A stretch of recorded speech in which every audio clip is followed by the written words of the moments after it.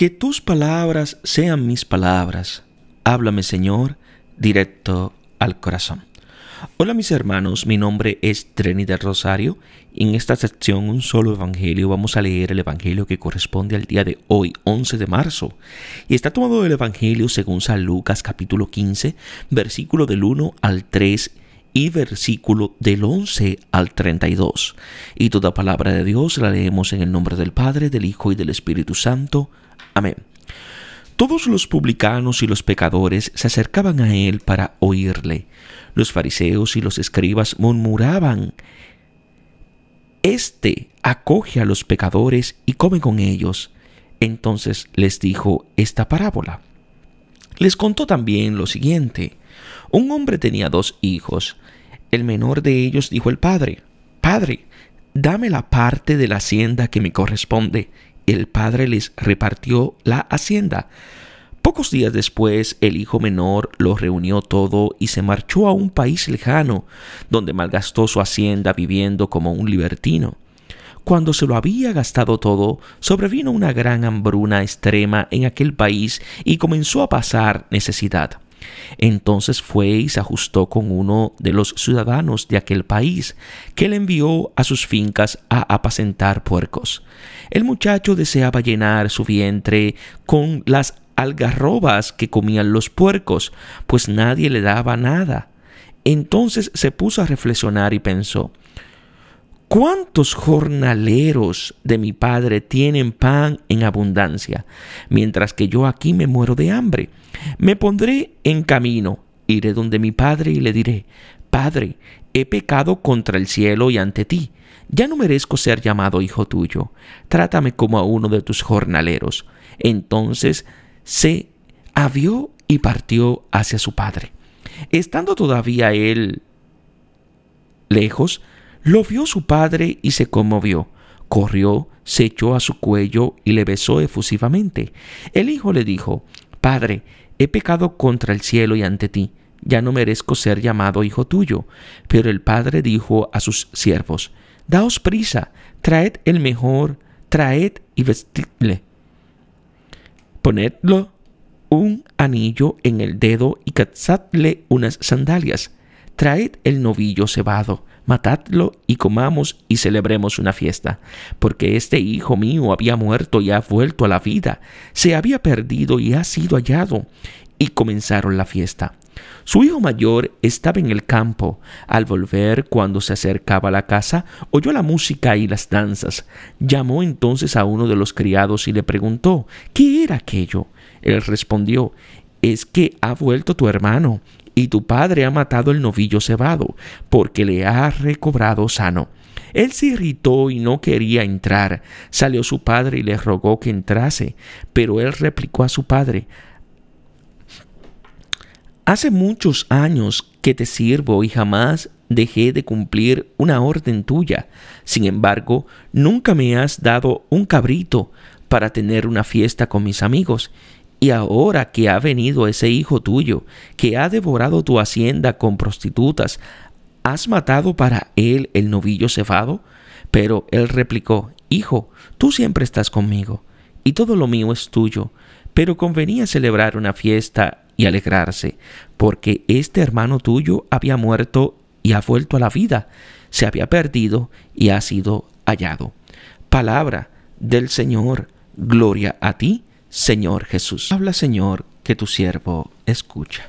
Se acercaban a él. A pesar de las exigencias tan estrictas del discípulo que se acaban de expresar, los publicanos y los pecadores no desisten de acercarse a Jesús.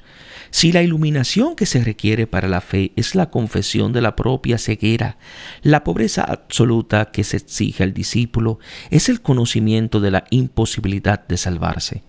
La admisión de la propia indigencia es la única condición para acoger el don de aquel que es misericordia y perdón. En el mundo hay 2 categorías de personas: los pecadores y los que se creen justos. Los primeros, por cuanto se consideran sin derecho, han encontrado el verdadero título para acercarse a Dios. Él es piedad, ternura y gracia. Por su naturaleza debe amar al hombre, no proporcionalmente a sus méritos, sino a su necesidad. Todos. Se subraya la totalidad.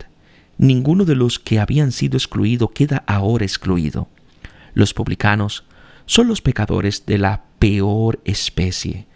Asimilado a los paganos, son muy odiados por todos porque cobran el impuesto extranjero al pueblo de Dios. No tienen ningún derecho a comer el pan del reino. Son los forzados a entrar en el banquete. Los pecadores son los transgresores de la ley. Son esos pobres, deformes, ciegos y cojos en la relación con la palabra que son conducidos al banquete. Para oírlo, todos los pecadores son admitidos como oyentes de la gloria de Dios. Tienen el oído adecuado para escuchar la palabra de gracia y de perdón. Escuchar significa hacerse discípulo. El capítulo 14 ya habría debido convencer a los justos de pecado, porque han rechazado la invitación. Al mismo tiempo, habría debido persuadir a los discípulos de que no tenían el traje nupcial, porque no están en condición de cumplir las exigencias de Jesús. Este capítulo 15 es un suplemento de instrucción para convencer a los justos de que desistan o para exhortar a los pecadores a insistir. Esta convicción de pecado no es para desalentar a nadie, sino para animarnos a todos nosotros a pedir la salvación de la cual carecemos. Todos hemos pecado y tenemos necesidad de la gloria de Dios. Murmuraban. Cuando se acercan los pecadores, los justos murmuran. Si Jesús fuera un pecador, no habría ningún problema. Estaría con sus semejantes, pero es justo.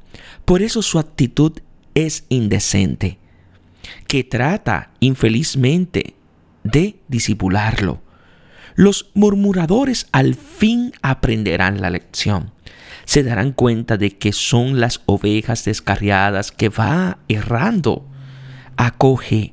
Jesús no solo no rechaza, no solo tolera, sino que está decidido a acoger a los pecadores.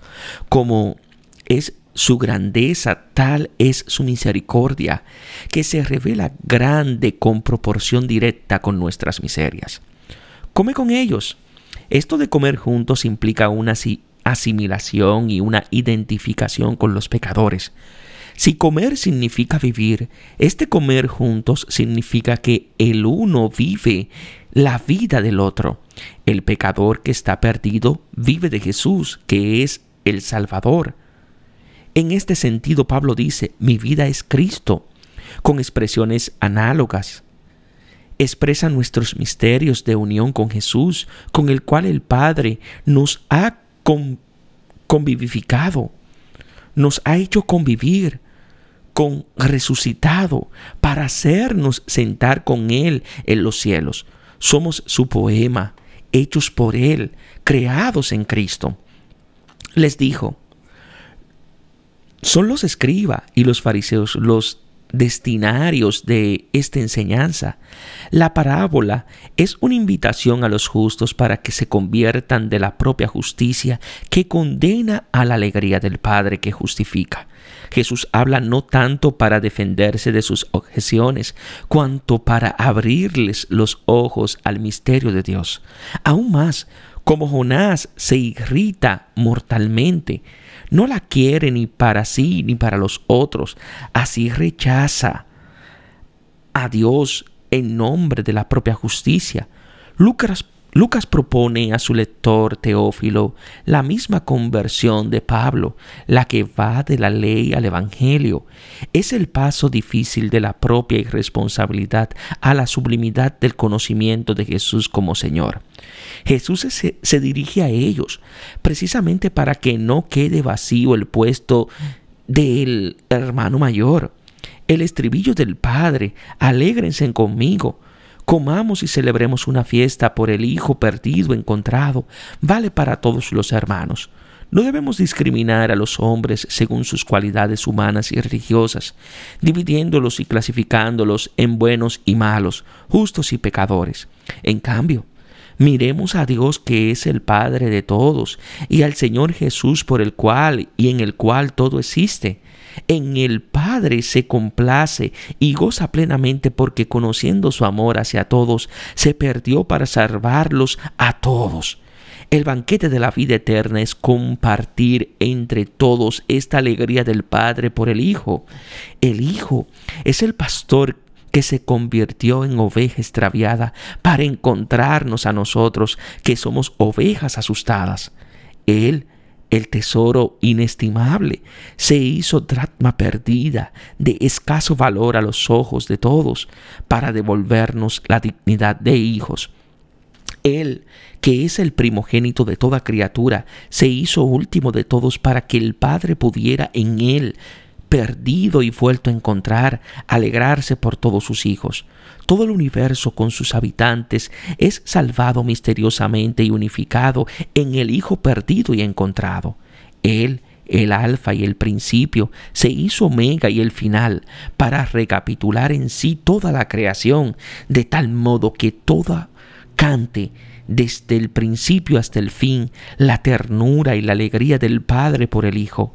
Este es el banquete de la vida. Un hombre es Dios. Él es a la vez Padre y Madre, ley y amor. El enemigo nos lo hizo ver solamente como ley e identificarlo con nuestra conciencia, que nos reprocha. Por eso Jesús subraya las cualidades maternas del Padre. Tenía 2 hijos.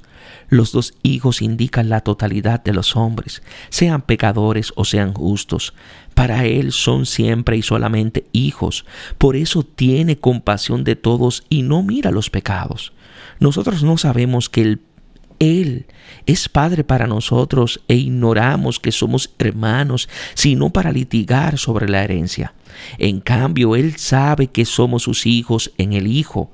Padre, así lo llama el menor, no tanto por sentimientos positivos, sino más bien para hacer valer los propios derechos. Lo conoce como uno que debe darles cosas. Siente hacia él una relación sofocante de dependencia. Aunque vive de su herencia, se aleja de él porque lo siente como antagonista de su libertad. Es como Adán. La parte de la hacienda que me corresponde al menor mientras vive el Padre, le correspondería la posesión, pero no el uso ni el usufructo de 1/3 del patrimonio liquidado. Además de sus dineros, que son instrumentos, el Hijo reivindica la autonomía, una vida plena que deje en todas partes las señales de la propia alegría. Esto nos corresponde. Esta es nuestra parte. Los deseos profundos de nuestro corazón se refieren a lo que Dios tiene como propio y de lo que nosotros necesitamos. De aquí puede nacer la envidia y la aversión a Dios como nuestro antagonista. Les repartió la hacienda, pero Dios no es antagonista. Concede a sus hijos todo cuanto tiene. Aún más, ya le había dado a Adán aquella igualdad que luego él quiso arrebatarle. El pecado está en robar lo que es un don, un poseer como propio lo que no puede ser sino un don del otro. Dios en realidad le dará al hombre no solo lo que cree que le corresponde, le dará mucho más, su misma vida, haciéndose su servidor y su esclavo. En sí, todo don, por más pequeño que sea, es una señal de otra realidad. La entrega del que ofrece el don, las exigencias que los 2 hijos le hacen al Padre, bienes y cabritos, son siempre pequeñas y mezquinas con respecto al don que Él quiere ofrecer, su propia persona. Pocos días después, es el anhelo de vivir, el afán de gozar. Nuestra vida es breve, no hay remedio cuando uno muere y no se conoce a ninguno que libre del Seol. Lo reunió todo, no deja nada de lo que es suyo, se lleva todo. Falta lo esencial, el amor al Padre, a quien pertenece todo don. El que se aparta de Dios puede todavía vivir de sus frutos, el amor, la alegría, la justicia y la paz. pero no por mucho tiempo. El abandono del padre lleva pronto a la carestía general. El nihilismo es el heredero natural del ateísmo. Se marchó a un país lejano. Las palabras que Adán le dirigió a Dios son: me escondí, en Génesis capítulo 3, versículo 9. El hombre en su ida se fue a un país lejano, lejos del rostro de Dios y del propio. Pero, ¿lejos de quién? ¿Lejos de dónde? Si Dios está en todas partes y en el corazón de cada uno. Precisamente lejos de todo y de sí mismo.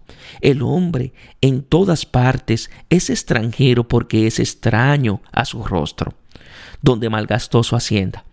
El hijo, lejos del padre, pierde sus bienes, se pierde a sí mismo. Su condición de hijo es un arroyo que se separa de su fuente de la cual brota, viviendo como un libertino. El hombre, que es el último animal que es consciente de que va a morir al perder la relación con la propia fuente, busca todas las migajas de la vida para satisfacer la propia sed. Se vende y se prostituye a ellas, pero son ídolos que dan muerte. La estrategia del placer traiciona una angustia mortal. Venid, pues, y disfrutemos de los bienes presentes, gocemos de las criaturas con el ardor de la juventud, hartémonos de vinos exquisitos y de perfumes, no se nos pase ninguna flor primaveral, coronémonos de rosas antes que se marchiten, ningún prado quede libre de nuestra orgía, dejemos por doquier constancia de nuestro egoísmo, que nuestra parte es esta nuestra herencia. Esto lo dice el libro de Sabiduría, capítulo 2, versículos del 6 al 9. Todo esto es porque sabemos que nuestra vida es corta y triste. En la angustia de que todo es nada, se llena inútilmente el vacío con todo, que es comido por la nada. Creer que se disfruta la vida sin Dios es como querer respirar sin aire. Cuando hubo gastado todo, el hombre gasta con ansiedad toda su vida en el miedo a la muerte. Mediante está el diablo, autor de la muerte. Lo mantiene en esclavitud por toda la vida, hasta cuando la sacrifica toda. Vino un hambre extrema en aquel país.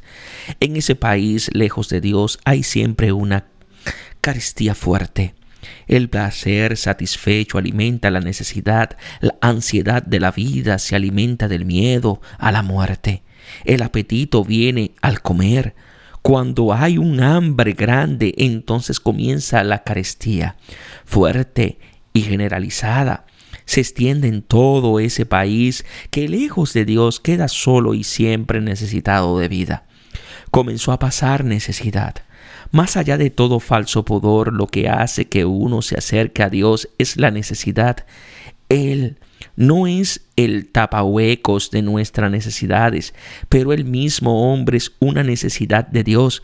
Solo Él está en condiciones de colmar ese abismo que es Él. Habiendo sido hecho por Él, solo en Él es el mismo. Estar en una necesidad, en griego, la palabra se dice istereistai. Propiamente significa ser después, ser segundo, a la pretensión inicial del autosuficiente se contrapone una situación del hecho. En realidad Dios es el primero y el hombre es segundo, viene de Él y se realiza volviendo a Él. Fue y se ajustó con uno. El que se aleja de Dios, que es su verdadera casa, va a ajustarse con un extraño, al cual cede la propia libertad. El que había sufrido por la cercanía del Padre va a servir a amos extranjeros. Rechazado por Dios, que deja libres incluso cuando uno se equivoca. Se dedica uno a servir necesariamente al ídolo. El hombre no es ateo, es idólatra. Incluso cuando no lo sabe, está siempre en poder de aquello que se propone. Viene a ser el objeto de su deseo ante el cual se encuentra. El ídolo lo asimila a sí mismo, sustituyéndose a aquel que ya antes lo había hecho semejante a sí mismo. Lo envió. El que se aparta del Padre viene a ser un misterio triste del ídolo, que lo encarga de alimentar sus abominaciones. Viene a ser esclavo y vendido al pecado, que se adhiere a él como él se adhirió al mismo, a apacentar puercos. Para un judío es una abominación alimentar y hacer crecer lo que es inmundo. El que se aparta de Dios hace crecer en sí mismo la falta de semejanza de Él y alimenta la propia falta de identidad consigo mismo. Deseaba llenar su vientre. Jesús había dicho: bienaventurados los que tienen hambre ahora, porque tendrán alimento en abundancia. Para ser saciados es necesario reconocer primero de qué se tiene hambre. El verdadero alimento que sacía se distingue de los otros porque no sacían. Nadie se las daba. El hombre quisiera alimentarse de lo que satisface a los puercos, pero una mano invisible se lo impide, porque su saciedad solamente se encuentra junto al Padre. La imposibilidad de vivir de este alimento indica la nobleza del hombre. Siempre sigue siendo al menos nostalgia de Dios, entrando en sí mismo.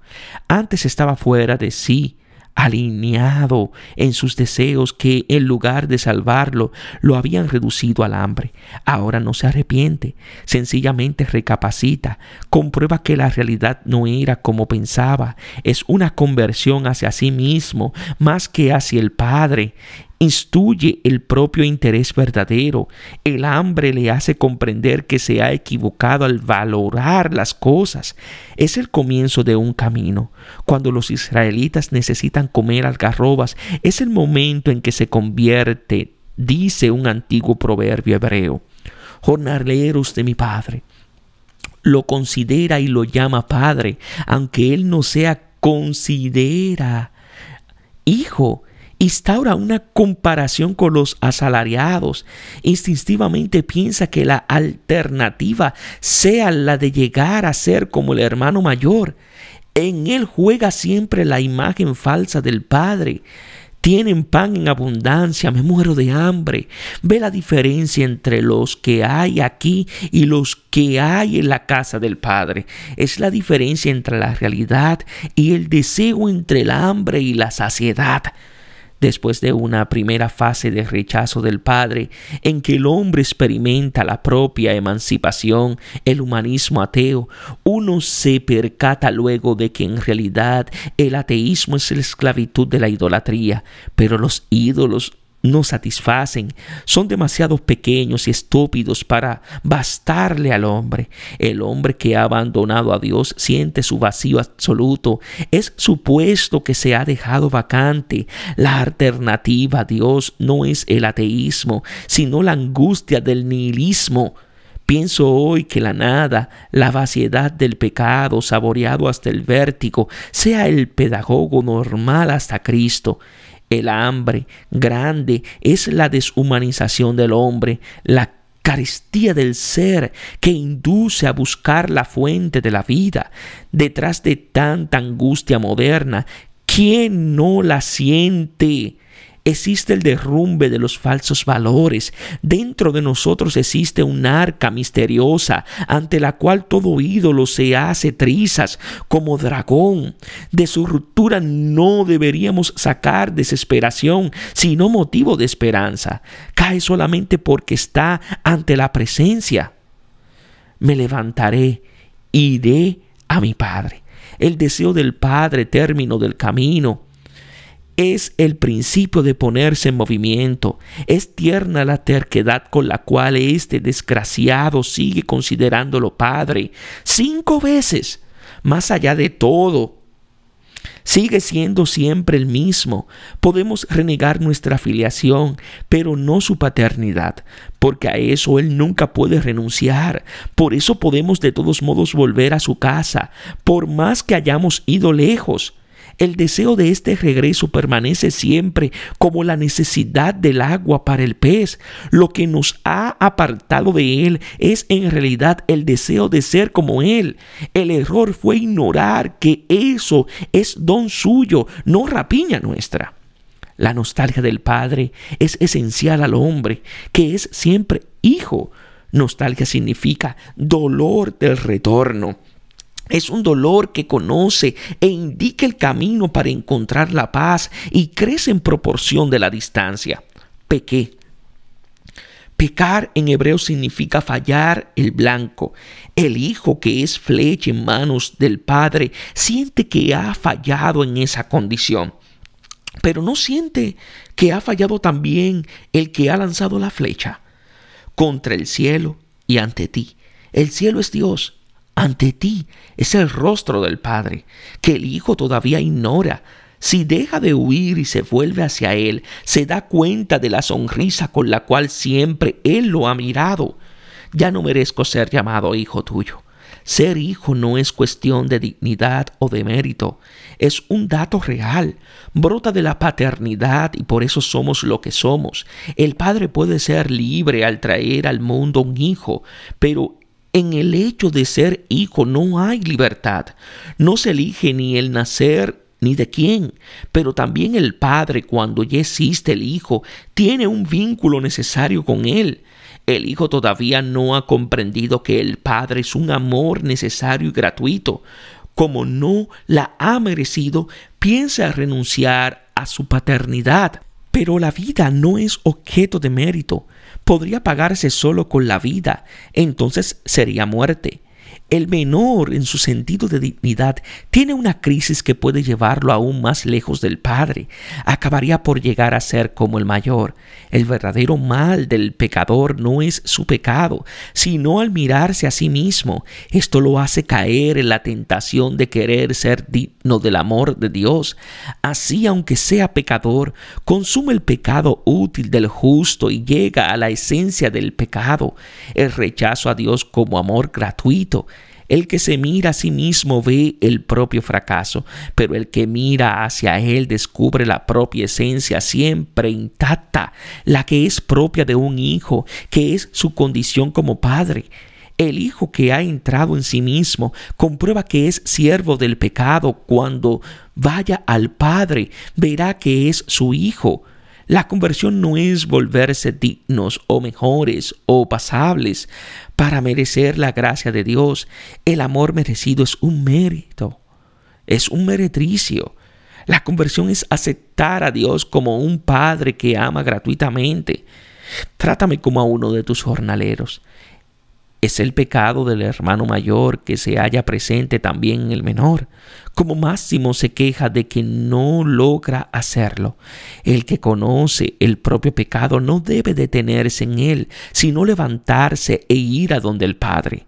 A él no le agrada que nos disgustemos con nosotros mismos. En cambio, el enemigo quiere que ese hacer trampa que nos retiene como presa de nosotros mismos. Levantándose, partió hacia su Padre. Es importante levantarse de la propia conciencia infeliz y de los propios sentimientos de culpa para caminar hacia el Padre, aunque el camino desde el principio hasta el fin está todavía ocupado totalmente por el propio yo. Mientras el hijo piensa en su hambre y en su infamia, en su pecado y en su indignidad, su aspiración es la de convertirse en un asalariado. El hijo que pensaba que el padre fuera el amo, quiso ser como él, amo de sí mismo. Luego se puso a órdenes de un amo, ajustándose con él que lo puso a apacentar puercos. Después de fracasar como amo de sí mismo, sigue buscando un padre que le sirva como amo. La imagen de un Dios malo es una mentira funesta. No deja más alternativa sino la rebelión que hace morir o el servilismo que mata. Desaparece solo en el encuentro con la ternura maternal del Padre, así como la pesadilla cesa al despertar, así como la tiniebla se disuelve a la primera luz. Estando él todavía lejos, lo vio su Padre. Por más que estuviera lejos, el Padre lo ve siempre. Aún más, la cercanía al corazón es proporcional a la distancia. Ninguna oscuridad ni tiniebla puede sustraerlo a su vista. A causa de su afecto antiguo como él, Dios es presbite. Ve mejor al hijo más lejano. El privilegio de los lejanos y el envío de Jesús a ellos tiene su raíz en el mismo corazón del Padre. El ojo es el órgano del corazón, le trae el objeto de su deseo y lo lleva hacia él. Ver y conmoverse son también las dos acciones atribuidas al samaritano. Como vio, la vista siempre está en conexión con un sentimiento, la ira o la conmoción, o incluso el llanto. Al ver el mal del hijo, al padre se le conmueven las entrañas. En él no hay espacio para el odio ni para la ira, porque es Dios y no hombre. Jonás capítulo 3 versículo 9 dice que Dios se convierte al ver el arrepentimiento de Nínive, la inconvertible. En realidad, Él está siempre convertido hacia el hombre. Espera tan solo que nosotros nos volvamos hacia Él para hacernos ver que su rostro está desde siempre vuelto hacia nosotros.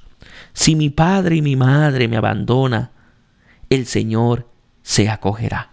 Aunque una mujer pueda olvidarse de sus hijos, sin compadecerse del hijo de sus entrañas, el Señor no puede olvidarse del hombre que es su hijo. La conmoción indica el aspecto maternal de la paternidad de Dios. El suyo es un amor uterino y necesario que lo hace vulnerable y siempre disponible. La conmoción es exactamente lo contrario de la impasibilidad o dureza de corazón. Es la cualidad fundamental de ese Dios que es misericordia. Todas las escrituras, la ley de Moisés, los profetas y los salmos narran su pasión por el hombre. La paternidad de Dios en sí viene después de su maternidad. Por esta somos engendrados y amados sin condiciones, acogidos desde siempre y para siempre.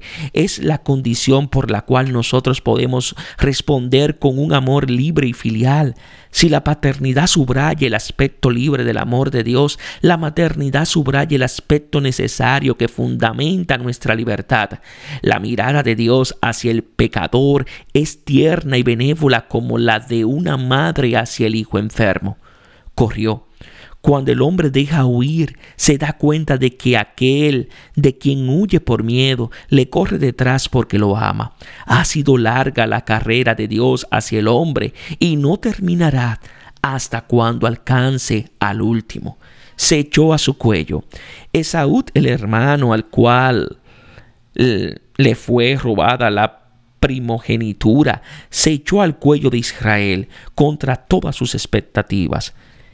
El encuentro de los dos hermanos separados y en la lucha el uno contra el otro es figura del encuentro entre sus hijos.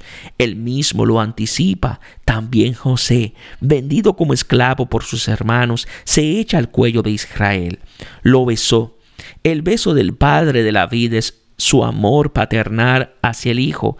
Por eso el hombre suspira, que me bese con los besos de su boca, dice el Cantar de los Cantares capítulo 1 versículo 2. Todos los otros dones están contenidos en este beso, que es el Espíritu Santo, la vida común del Padre y del Hijo entregada al pecador.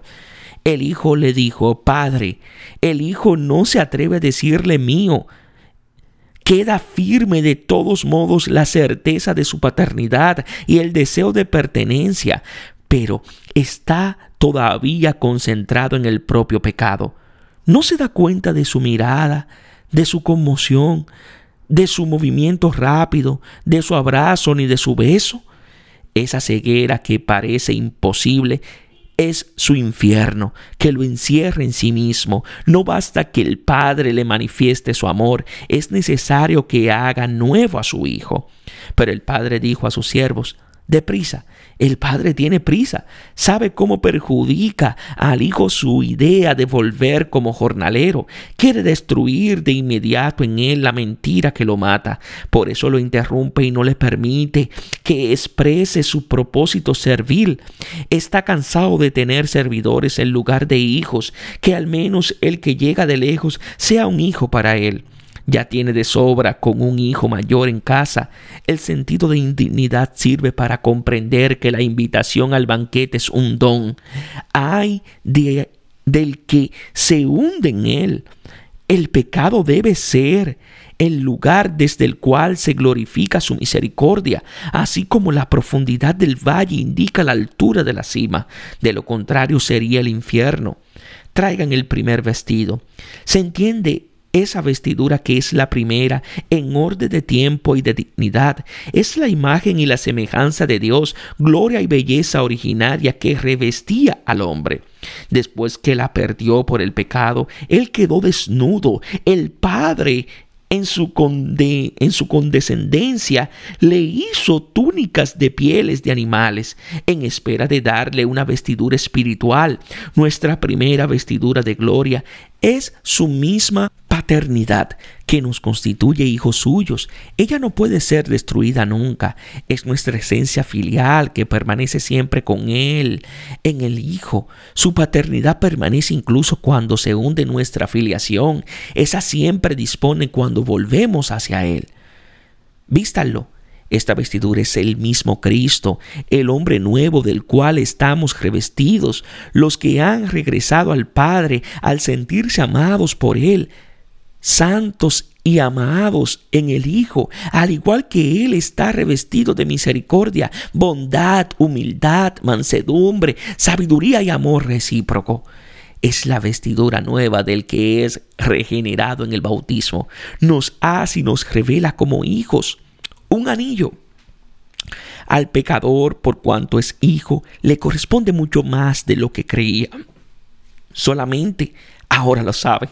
El anillo con el sello le confiere el dominio sobre todas las cosas. Por un don de amor, el Hijo es todo lo que es el mismo Padre. Todo me ha sido entregado por mi Padre. Sandalias en los pies. El esclavo no lleva sandalias, pero sus pies ya han caminado demasiado en tierra extranjera y han conocido la desnudez de la esclavitud.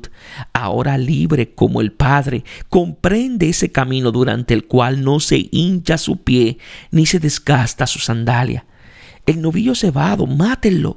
El sacrificio en el que se inmola un animal y luego se come, celebrando una fiesta, es una alusión a la Eucaristía. Es el pan del reino que Jesús come con los pecadores, su vida que se convierte en nuestra vida. Él nos ha liberado de la muerte de la ley, haciéndose maldición por nosotros y clavándole en la cruz nuestra condena. De su sacrificio nosotros vivimos y banqueteamos. Este novillo cebado es, según los comentarios antiguos, el cordero inmolado por ese amor que existía antes de la fundación del mundo. Todos los sentimientos del Padre vio, se conmovió, corrió, se echó al cuello, besó, y sus dones, el primer vestido, el anillo, las sandalias, confluyen en el banquete y en celebrar la fiesta con el sacrificio del novillo cebado. Comamos y celebremos una fiesta. Es lo que Jesús hace con los pecadores, que dijo a sus discípulos: con ansia he deseado comer esta Pascua con ustedes. Desea ardientemente que nosotros podamos comer de Él, para vivir de Él. En el mismo amor del Padre. Es el mismo deseo del Padre. La invitación inicial a alegrarse con todos no es un simple sentimiento, viene a ser un vivir juntos en fiesta que se expresa en el acto de comer. Es la fiesta de la Eucaristía, la alegría del Padre al encontrar a Jesús, el Hijo perdido por nosotros. Con Él, aún el más lejano, que es el más querido, está en la casa del Padre. Por Él, perdido en la muerte y vuelto a la luz, el Padre se alegra plenamente. En Él, en quien todo ha sido hecho, todo ya recapitulado. Porque este hijo mío estaba muerto y ha vuelto a la vida. El pecador es llamado este hijo mío. Esta palabra es creadora. Nos proclama y nos hace hijos como Jesús en el bautismo y en la transfiguración.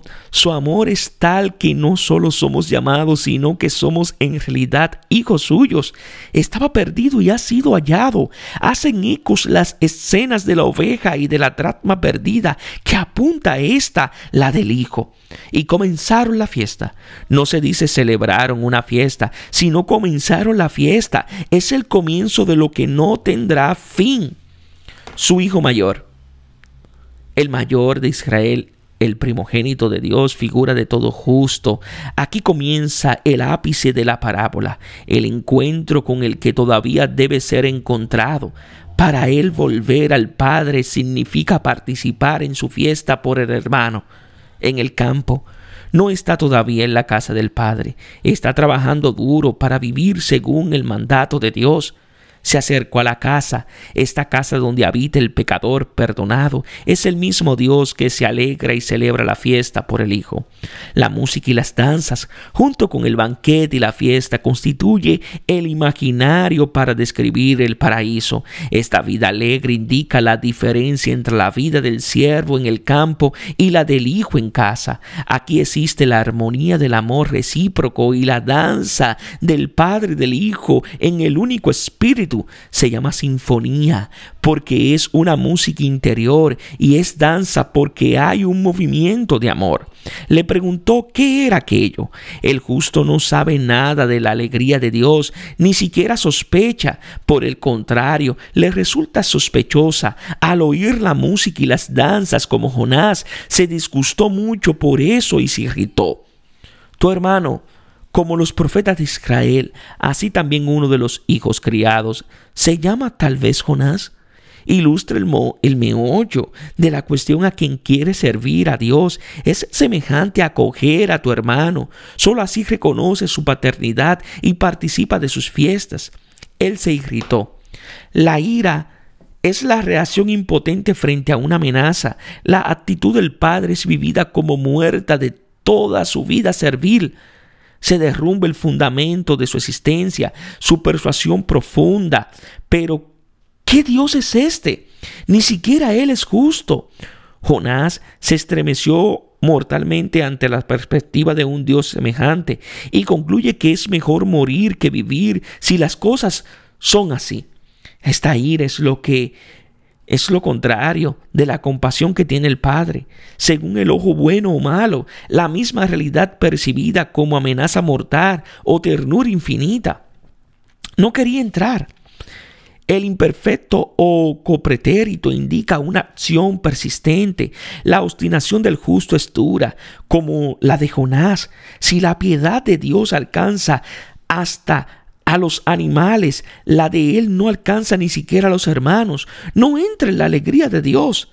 La puerta del banquete es estrecha, pero solo para él. A través de la puerta de la misericordia los pecadores pasan todos, pero ningún justo, porque no quieren. Salió su padre y le suplicaba. El texto original dice más bien, lo consolaba. Dios consoló a Israel mediante los profetas, hasta el Bautista, que consolaba y evangelizaba, llamando a la conversión.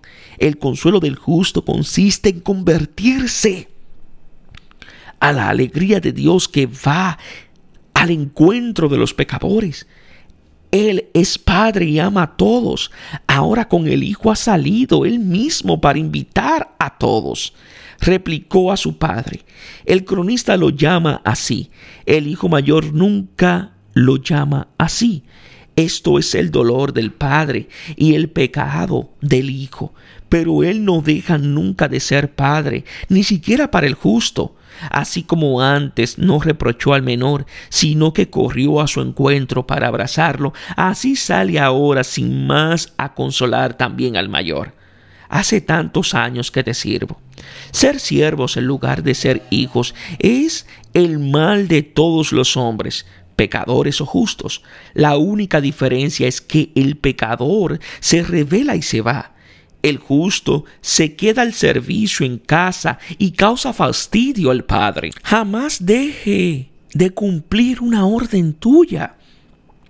Es puntual el cumplir todos los 613 preceptos, al igual que Pablo. Es en cuanto a la justicia de la ley intachable. Es como la oveja descarriada que va errando, que nunca ha olvidado jamás ninguno de sus preceptos. Un cabrito. La alegría la sustituyó con el deber, la fiesta con el trabajo. Pero todo deber tiene un derecho. Todo trabajo merece una compensación. ¿No ha dicho Dios que hay que dar la recompensa justa al mercenario? ¿No retendrá el salario del jornalero hasta el día siguiente, pero él tiene la desventaja de ser hijo. No ha comprendido que el Padre no recompensa según los méritos. No hay cabritos, porque hay algo más: el novillo cebado. El sacrificio del cabrito servía para hacer memorias de la liberación de los esclavos de Egipto, pero ahora la fiesta de los hijos es otra: vivir del novillo cebado sacrificado por nosotros. Ese hijo tuyo, el mayor, le reconoce al pecador el título de hijo. Ya en el Antiguo Testamento, desde el principio hasta el final, revela un rostro de Dios que es gracia y misericordia. Él no goza con la ruina del pecador, sino que quiere que se convierta y viva. El pecado del justo es de no aceptarlo como hermano suyo, aunque lo reconoce como hijo del Padre. Por consiguiente, rechaza al Padre, y precisamente porque es su Padre. Ha devorado tu hacienda. El pecador malgasta la vida que el Padre le ha dado como un don. También el Hijo, que lo ha recibido todo del Padre, lo gastó todo por los hermanos perdidos. Él murió sobre todo a causa del meretricio del justo. Con prostitutas, cada hombre ha malgastado su vida como hijo, prostituyéndose a su ídolo. El Hijo murió por la falsa imagen de Dios, que es común tanto a los ateos como a los religiosos. Has matado para él el novillo cebado. Se nombra por tercera vez el sacrificio del Padre. Es el ofrecimiento de su Hijo para todos los hermanos, el don del Calvario, el banquete eucarístico al cual también los justos están invitados por cuanto se reconocen pecadores. Hijo, el Padre le recuerda que Él lo ha engendrado. Lo consuela mostrándole que necesariamente lo ama, porque es fruto de sus entrañas. Su filiación, aunque es negada por el Hijo, permanece siempre en el Padre que lo ha engendrado. Tú siempre estás conmigo. El tiempo está en presente. El Hijo siempre está con el Padre, incluso el justo. Ningún hijo ha dejado jamás de estar cerca de Él. Todo lo mío es tuyo. El Hijo es por un don todo lo que es el Padre. Y nosotros llegamos a hacerlo en su perdón, que nos inserta en su vida. Al comer con Él, vivimos de Él, que se inmoló por nosotros. Esta vida plena en el Hijo es la herencia de hijos que el Padre nos ha reservado. Convenía. Esta palabra está siempre en conexión con la muerte del Señor. Indica el designio de Dios revelado en las Escrituras. Convenía precisamente que el Hijo muriera por nosotros, para comprender que Dios está siempre con nosotros y nos lo da todo, incluso su vida. Celebrar una fiesta y alegrarse. Se participa de esta fiesta alegrándose de la alegría del Padre por el hermano. Aquí mostramos que hemos conocido al Padre, porque este hermano tuyo, el cumplimiento de las Escrituras, se celebra en la Eucaristía, la fiesta del Padre por aquel que no se avergonzó de llamarse hermano nuestro. Él se perdió hasta la muerte para encontrarnos a nosotros y volver a llevarnos a la vida. Todos estamos invitados para llegar a ser hijos suyos, viviendo del Hijo. Ninguno ha de faltar, ni siquiera el justo. Mientras esté faltando uno, falta aquel que se hizo último de todos. Entonces habrá fiesta, alegría, sinfonía y danza. Será el regreso de toda la creación al Padre en el Hijo, en el cual y por el cual todo fue hecho. Cuando hayan sido sometidas a Él todas las cosas, entonces el Hijo se someterá a aquel que ha sometido a Él todas las cosas, para que Dios sea todo en todo. Entonces será el fin, cuando entregue a Dios Padre el reino. Todos los hijos, incluso Israel, el primogénito, comerán con Jesús y conocerán al Padre en todos los hermanos. Entonces Dios será el único. El Señor será Rey sobre toda la tierra. El día que Él será único el Señor y único su nombre, habrá fiesta sin fin, porque esta es la vida eterna. Conocerte a ti, Padre, como el único Dios verdadero. Es nuestro hermano perdido y encontrado. Jesús, tu Hijo muerto y resucitado por nosotros. El que lee esta parábola corre el peligro de encerrarse en la tristeza. Se reconoce con el pecado del menor y además con el del mayor. En cambio, debemos mirar en el corazón del Padre que siempre hace la fiesta para el primogénito, perdido por nosotros y encontrado. Esta es nuestra salvación, la alegría plena de Dios. Que Dios os bendiga en sabiduría y en santidad.